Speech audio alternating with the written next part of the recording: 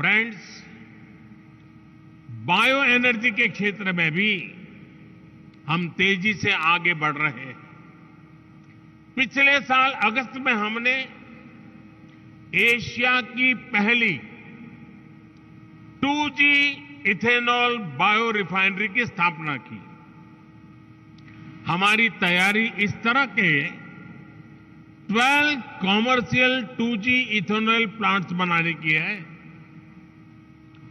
Sustainable aviation fuel और renewable diesel की commercial उपयोगिता की दिशा में भी हमारे प्रयास जारी है।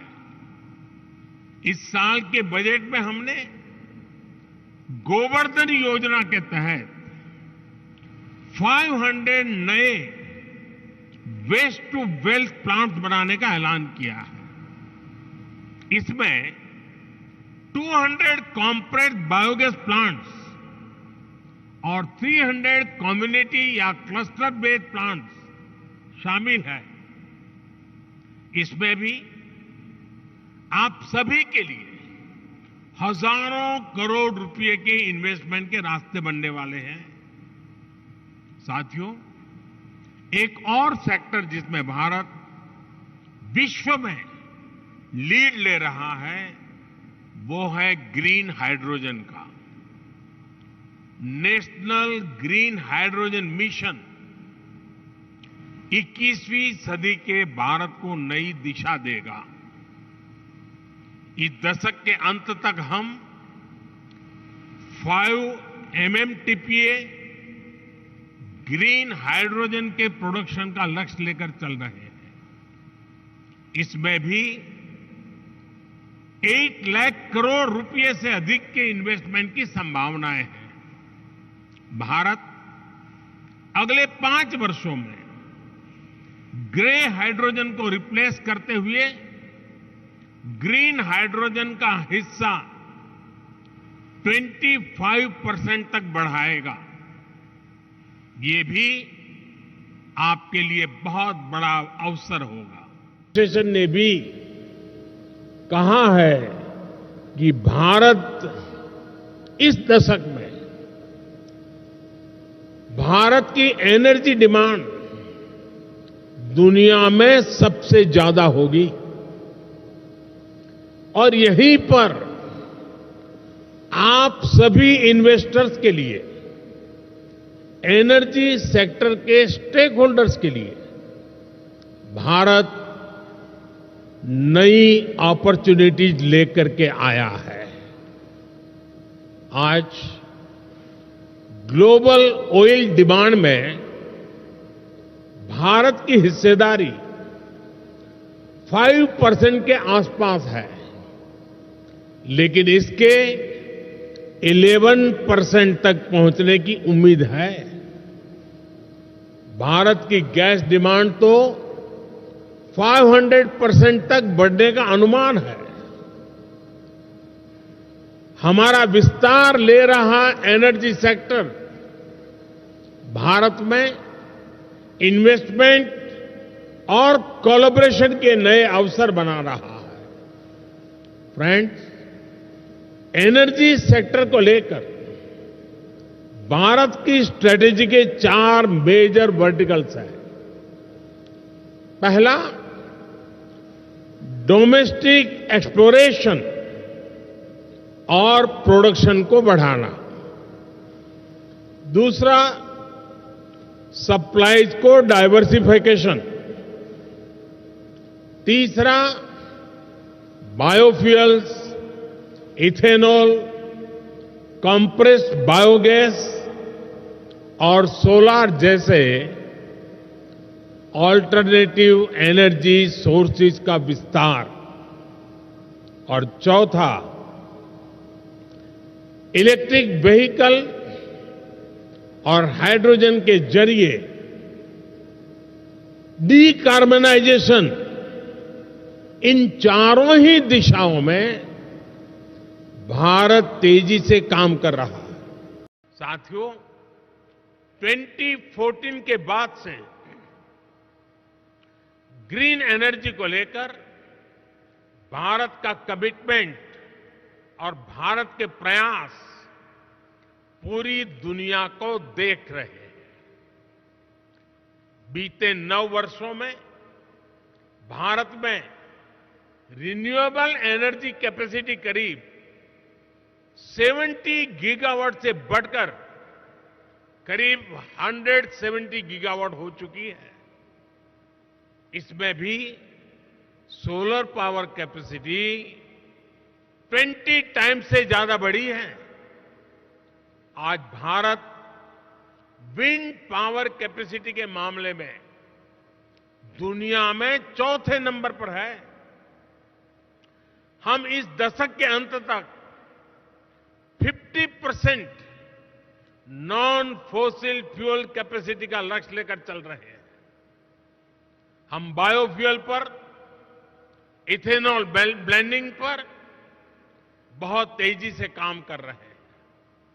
बीते 9 वर्षों में पेट्रोल में इथेनॉल ब्लेंडिंग को हम 1.5% से बढ़ाकर 10% कर चुके हैं। अब हम 20% इथेनॉल ब्लेंडिंग के लक्ष्य की तरफ बढ़ रहे हैं। आज यहां E20 रोल आउट किया जा रहा है।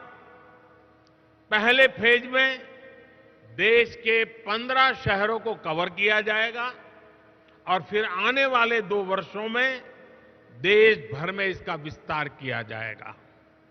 यानी E20 भी आपके लिए देश भर में बहुत बड़ा मार्केट बनने जा रहा है।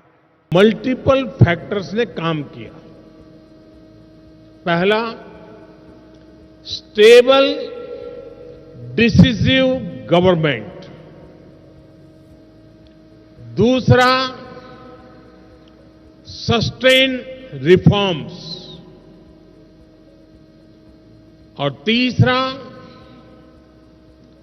ग्रास रूट पर सोशियो इकोनॉमिक एम्पावरमेंट। बीते वर्षों में बड़े पैमाने पर लोगों को बैंक खातों से जोड़ा गया, उन्हें फ्री हेल्थ केयर ट्रीटमेंट की सुविधा मिली, सेफ सैनिटेशन, बिजली कनेक्शन, आवास, नल से जल और दूसरे सोशल इंफ्रास्ट्रक्चर की पहुंच करोड़ों लोगों तक हुई। पिछले कुछ वर्षों में भारत की जितनी बड़ी आबादी के जीवन में ये बदलाव आया है, वो कई विकसित देशों की जनसंख्या से भी ज्यादा है। इससे करोड़ों गरीबों को गरीबी से बाहर निकालने में मदद मिली है। आज करोड़ों लोग गरीबी से निकलकर मिडिल क्लास के स्तर तक पहुंच रहे हैं। आज भारत में करोड़ों लोगों की क्वालिटी ऑफ लाइफ में बदलाव आया है। आज गांव-गांव तक इंटरनेट पहुंचाने के लिए 6 लाख किलोमीटर, 600,000 किलोमीटर से ज्यादा ऑप्टिकल फाइबर बिछाए जा रहे हैं। इस समय तुर्की में आए विनाशकारी भूकंप पर हम सभी की दृष्टि लगी हुई है। बहुत से लोगों की दुखद मृत्यु और बहुत नुकसान की खबरें हैं। तुर्की के आसपास के देशों में भी नुकसान की आशंका है। भारत के 140 करोड़ लोगों की संवेदनाएं सभी भूकंप पीड़ितों के साथ है।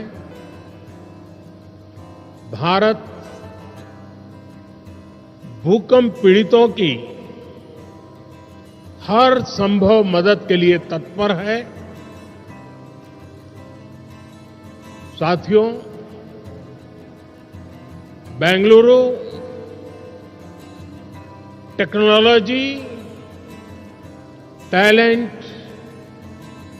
और इनोवेशन की एनर्जी से भरपूर शहर है। मेरी तरह आप भी यहां की युवा ऊर्जा को अनुभव कर रहे होंगे। ये भारत की G20 प्रेसिडेंसी कैलेंडर का पहला बड़ा एनर्जी इवेंट है।